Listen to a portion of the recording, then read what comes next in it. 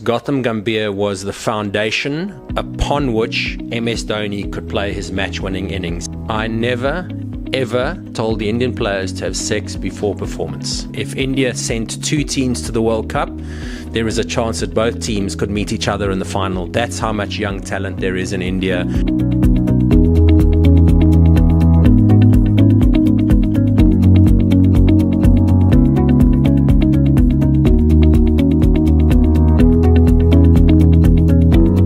So, Paddy, starting off with the occasion itself, what made you write this book?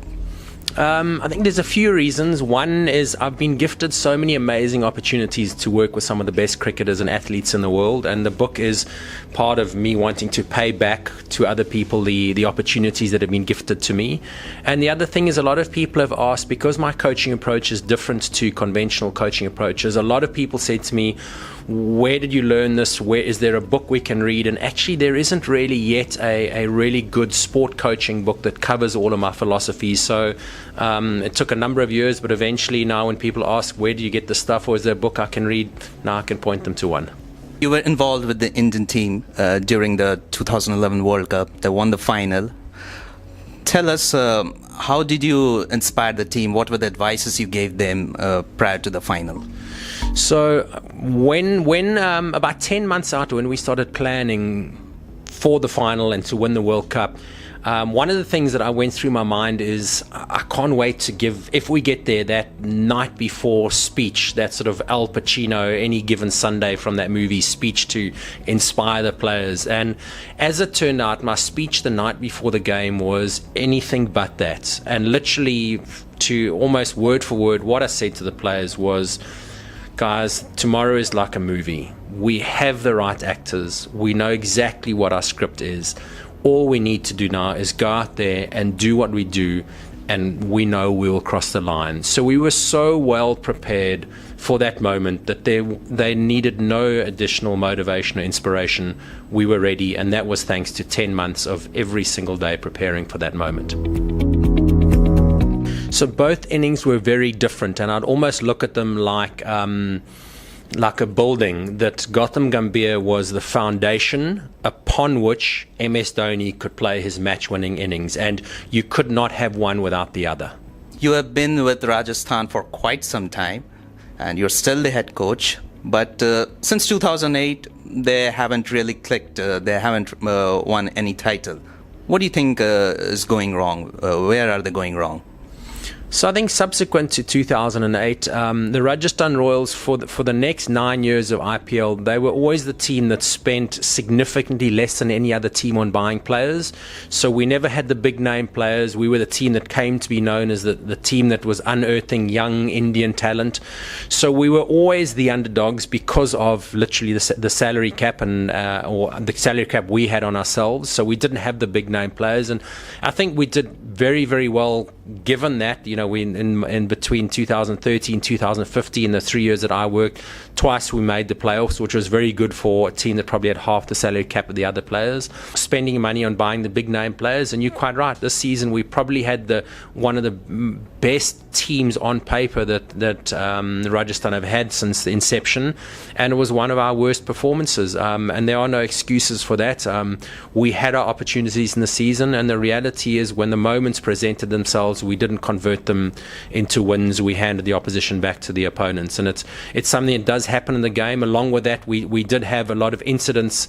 The man-cutting incident, we had the ball hitting the stumps when MS Dhoni was batting early on in his innings, and he went on to play match-winning innings.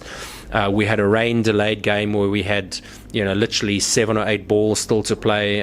Victory was well within our reach, and the rain took that away with us. So it was partly our own doing that we didn't seize the opportunities, and we did have things go against us. And in a tournament where there is such narrow margins between winning and losing, you do need luck and good fortune and good cricket to go your way in order to get over the line in those key moments.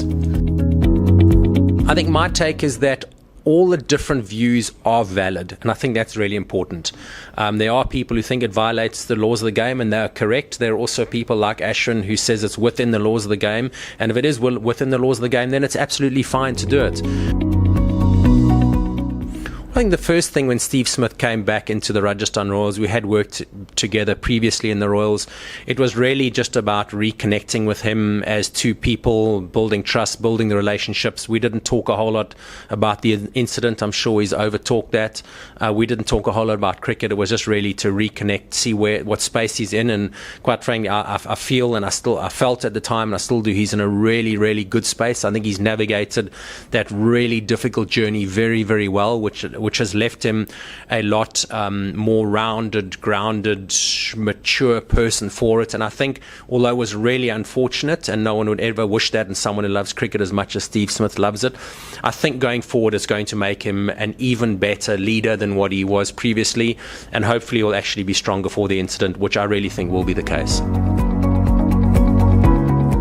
So I think anyone who's read the chapter or that was published in Cricket Info or read the book will see I actually said a number of things, and that was one of the things was to really taken out of context. I was very clear to say that Gambhir is one of the most determined and successful batsmen at the time in the world, which was proven by the fact that he got the ICC, the International Cricket Council Test Cricket of the Year, to be the best cricketer in the world because of determination, and those things did not hold him back, and they don't need to hold you, me, or anyone else back.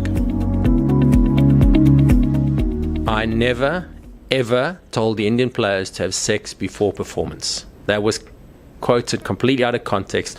I wrote a 3 or 4 page document, well researched, which from a number of different perspectives, psychological, emotional, a Chinese medical perspective, a physiological, biological, and looked at the different spiritual and religious perspectives on sex and testosterone and its impact on performance. And a few places, because I was writing for the Indian team, and I know cricketers don't go and read 4 page documents, they get bored, so I had a few tongue-in-cheek jokes along the way to keep them interested, just like I had done in the articles on diet and the articles on stretching. There was a bit of fun. Those comments that were just jokes were taken out of context, but they were never ever told to have sex before performance. I don't believe that, not for 1 second, nor do the players, and I think any intelligent person would realize those were comments taken out of context. In terms of the young Indian stars of the future, the awesome thing for Indian cricket is actually there's too many of them to name. In fact, I've said before and I say it again, I think if India sent 2 teams to the World Cup, there is a chance that both teams could meet each other in the final. That's how much young talent there is in India, and the IPL is really helping unearth that, and it just bodes so well for the future of Indian cricket. If any young cricketers out there, if you're under 15 years old, my message to you is play at least 2 sports. And don't take your cricket too seriously. The most important thing under the age of 15 years old is to really have fun